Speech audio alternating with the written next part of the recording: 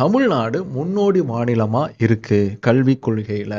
ஏற்கனவே நாம ஏகப்பட்ட அச்சீவ்மெண்ட்ஸ் வந்து செஞ்சுட்டோம். இதுக்கப்புறமாவும் இன்னும் அச்சீவ் பண்றதுக்கான கோல்ஸோட நம்ம பயணிச்சுக்கிட்டு இருக்கோம்.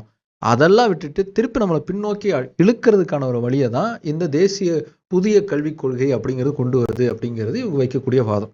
அப்படி என்ன மாதிரியான அச்சீவ்மெண்ட்ஸ் அப்படிங்கிறத நம்ம அடைஞ்சிருக்கோம். இந்தியாவுல கல்வி உரிமை சட்டம் அப்படிங்கிற சட்டம் உருவாகிறதுக்கு முன்னாடியே அந்த சட்டம் வலியுறுத்தின பல விஷயங்களை நடைமுறைப்படுத்தின மாநிலம் தமிழ்நாடு. உதாரணத்துக்கு சொல்லணும் அப்படின்னா, ஒவ்வொரு 3 கிலோமீட்டருக்கு ஒரு தடவை ஒரு நடுநிலை பள்ளி திறந்த மாநிலம் தமிழ்நாடு. 5 கிலோமீட்டருக்கு ஒரு தடவை ஒரு உயர்நிலைப் பள்ளி. 7 கிலோமீட்டருக்கு ஒரு தடவை ஒரு மேல்நிலைப் பள்ளி. அதையும் தாண்டி தமிழ்நாடு அரசால் ஏற்படுத்தப்பட்ட கல்லூரி, பல்கலைக்கழகங்களின் எண்ணிக்கைங்கிறது மத்த எந்த ஸ்டேட்டை விடையும் தமிழ்நாட்டில தான் அதிகம்.